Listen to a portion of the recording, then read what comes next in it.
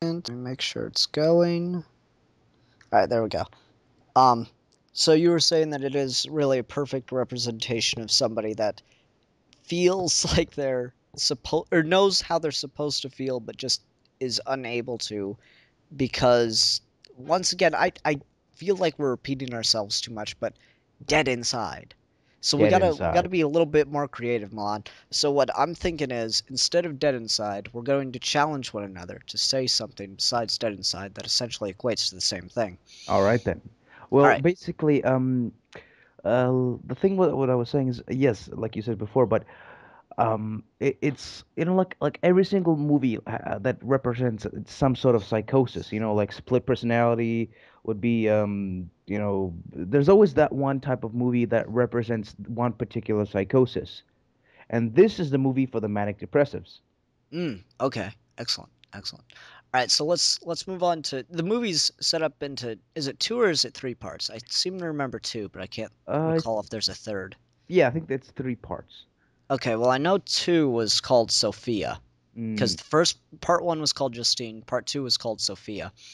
And Sophia starts out. Sophia's the sister that lives with motherfucking Jack Bauer. mm. And The man who punches Iraqi people in the face randomly. yes, and Kirsten Dunst is her sister, Yes. as I just said. And anyway, Who likes to piss piss on on golf? golf courses. Yes, yes, Yes. yes. And well We are anyway, educated. yes. Anyway, so Kirsten Dunst, who's obviously slipping into a depressive state given that her marriage fell apart in a matter of No, no, hours. no, no, no, no, no, no, no. The thing is, I think, like I said before, this is a person who knows that she should feel happy at this moment, but I think she was a hell of a lot more depressed even before she married this person. But uh, I think she's one of those people that kind of palpitates in and out, but when she's acting happy and peppy and all that stuff, um, like she knows she should act like this, happy and peppy in these situations, but then on the inside she just doesn't feel it, and Oh, like so I get what you're saying. I get yeah, what you're and saying. the just the sheer like I can't you know act like this for everyone anymore. She just like it just the pressure kind of keeps building up and building up, and she says, you know what, fuck it, I'm gonna go have sex with some 16-year-old on a golf field because why? Because because Fuck it. just yeah, fuck it. Um, well, like the point I'm trying to make is she hates herself more than anything else. Um, and that's why she hates herself for not because her marriage ended. She hates herself for ending her marriage. Um, I is think the it's thing. no, I have to disagree with you there. I think she just it's Well, no, almost because let me finish. She uh, knows that you're supposed to enjoy being married. She knows that the guy she was marrying was a good person and that he actually cared about her. hmm And she hates herself as like the part of her that's connected to society hates herself for being her. But the um, thing is, yeah, yeah, I have to. I guess there's a well, that's true as well. But I think it's kind of like she suffers from a sort of overwhelming apathy that mm, just kind of she would hate herself, but I think like you said before, just fuck it. There's too much fuck it in her system. mm. She just there's just the overwhelming. She just can't hold back the waves of apathy, and sometimes like you said, sometimes the waves overflow and break down the dam, and she just, fuck it. I love the metaphor. Well, Thank anyway, part two is Sophia. And Sophia and motherfucking Jack Bauer live in this motherfucker. multi-million-dollar hotel, or probably Yeah. billion-dollar hotel with its own Mm. golf course. Rich people have no souls. Yes, and You're like, Justine, because her marriage has failed, comes to live with them. Now, motherfucking Jack Bauer's on the phone with her, uh-huh. and he's trying to talk her in out of her apartment, down the stairs, and to the cab that's going to take her there. And Mm-hmm. he has to talk to her in every single detail, so much so that he gets frustrated and has to hand the phone to his wife because the woman is catatonically depressed at this point. I love that Um, scene. anyway, so Kirsten Dunst shows up and she lies in bed for, I think they put it like at 2 or 3 days, and then they try to have her get in the bath, and she just won't. Like, they have to pick her up and take her clothes off, and they get her to stand next to the thing, but then she won't even like lift her leg. It's like a battle, and they try to lift her leg into the tub for her, and she just Uh, falls over and collapses and starts crying. Oh, this would be, that scene. It's it if you're dead inside, well, it inwardly empty, like me and good Mister Big Ears over here.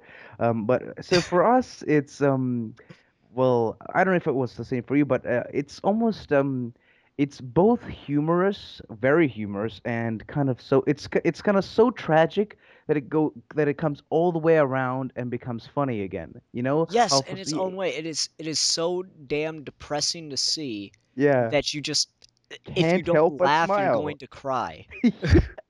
Um, I guess laughter is just one of those responses that just, like I said, it goes all the way around. And so, like, well, she's so horribly depressed and she's hurting everyone around her. This is funny. yeah. All right, so they can't get her to do anything, and then Mm. this is where the like main sci-fi element of the movie is introduced Oh yes, before because when they were heading to the reception, this there was a brief mention of oh a yes, there was. I forgot about that. yeah of a red Kirsten Dunst just kind of points at the sky, so what's that red star over there? I'm like, oh, and uh the fellow with the telescope just says, oh, that's he, so he's not really sure what it is. Hmm. So yeah, so you were saying, sorry, I interrupted you. Anyway, so this is where the first moment of like the main plot of the story is introduced, because this isn't a movie where the characters are proactive or anything like that. It's a character piece where something inevitable is happening, and it's Mm, really a study of depression in that way, because when you're depressed, psychologically, people suffering from depression see things as just happening to them, and they have no way to control it. They're not proactive in any way, and that's mm. what this movie is about. Yeah, and I guess the whole, planet, giant planetoid heading towards Earth is just kind of like, yep, we're fucked. Yeah, so anyway, like they introduced the idea that there's a rogue planet that's gonna do a flyby Earth, and motherfucking Jack Bauer explains to his wife, who is freaked out by the thing, as any it's an astronomically rare and very cool thing, and if you had the evidence to back up that it wasn't gonna hit the planet, you could justify not being freaked out of your fucking mind. But if you know that there's a rogue planet anywhere in the solar system, there's certain justification to being freaked the fuck out. Yes, indeed. And Like anyways, so the complete eradication of the planet that you're on. yes, yes, Yes, exactly. yes, So yes. Sophia's very worried that the planet is going to hit them, and she's trying to make plans for it, which is obviously stupid when you think about it. And Jack Bauer is just like, no, it's not going to happen that way. It's gonna do a flyby. It's fine. We've done the numbers a million times. And he's like, they allude that he's a very avid astronomer in Hmm. his free time. You know, Uh besides, he's in his free time because he's oh, and terrorist killer. yeah, Uh yeah. No, no, then not one of my terror. No, no, no, favorite. no, no, not terrorist killer. He just goes around randomly punching Arabic people in the face. Okay. He doesn't get paid for it. It's just like the thing he does. Okay. It's just the thing he does, and I want he to also get does. Yeah, to one yeah, of my yeah, favorite scenes in the movie. yeah. They're trying to, get Justine out of her, depressive state. Mm-hmm. And the sister says she's gonna make meatloaf because Mm. apparently it's her favorite food. Mm. And they're getting her to walk down the hallway, and she's like shuffling along, like barely moving her feet in front of the other, and she's wearing this like just god awful blue silk robe, and she's like meatloaf, and she's crying when she says it, but she's like happy crying now. And she That's sits the down, and don't interrupt me, because this is really my favorite line in the whole movie. She sits down, She cuts in the meatloaf, and she's got like a smile on her face. It's probably the only one of the two genuine smiles she has in the entire movie. Mm-hmm. And she gets the meatloaf and bites into it, and she chews it about 2 or 3 times, and then just starts bawling out crying and says it tastes like ashes. I know. It's another thing. It's just like the bathtub. It's so damned sad. Yet I watched. so very Here's a amusing. detail that I hadn't mentioned earlier. Like I said, I watched this on Christmas Eve, but I watched it at my father's house with him, and he just survived cancer, and he hated this movie. And I felt so bad for watching it around him because it really is. It's a tribute to nihilism. It's Oh, saying yes. nihilism is the only way that makes sense, and it's the only thing with any kind of logic to it. That's what this Oh, movie is. So the that's like a plot goes on, that's and the perfect description of the movie. Oh, that's perfect. yeah. Not So like, the I Joker would give this movie an Oscar. yes, he would. Actually, he just break into the Oscar. Well, he'll interrupt the Oscars and kill everyone and give Kirsten Dunst the Oscar and then shoot her in the face. Yeah, probably. Mm. Okay, so moving on past the Joker, past the meatloaf that tastes like ashes. Mm. Um, let's move on to there's Jack Bauer and Sophia have a kid, and Mm. I know the character has a name, but I'm gonna keep calling him Jack Bauer. Um, Jack Bauer and Sophia have a kid, and it's a Jack little Bauer boy. Jr. Yes, Jack Jack Bauer Bauer Jr. Jr. Jack Bauer Jr. And he makes this thing. It's like a stick with this metal ring on it, right? And the idea is Mm-hmm. that you hold it up to your chest and you point it at the planet and you can tell how close it's getting and eventually how far away it's getting.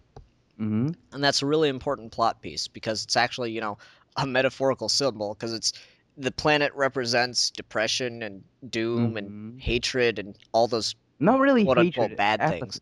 Not really Well, hatred. It's just apathy. Just apathy incarnate. Just like just I don't something know. so I felt like there was a bit of hatred. event so something so unavoidable that hatred just doesn't really apply to it. Just pure and complete and utter apathy. Like, yep.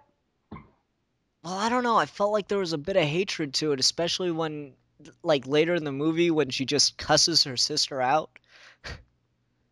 Mm, She just hated her for trying to be logical or trying to think things through. But mm, in any case, the planet is a metaphor for this apathy, this depression, and still gonna say hatred. Fuck you, all moron. right. Fuck And you the too.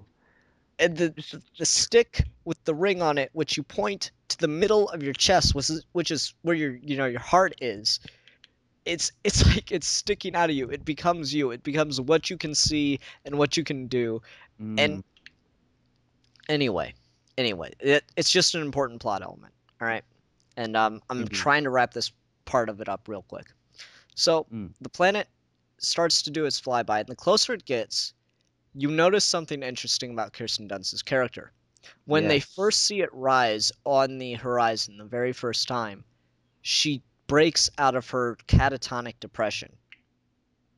And it's like amazingly how it's amazing just how quick she snaps out of it. She just looks up and she's barely said, 2 or 3 words the entire second half of the movie thus far.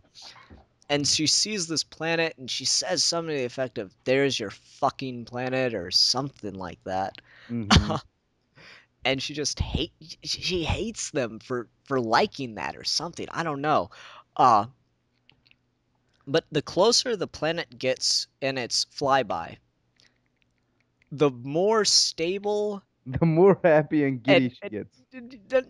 not happy, just stable, well-rounded, rational person Kirsten Dunst becomes. And that's a good place to end for right now to go on to part 3.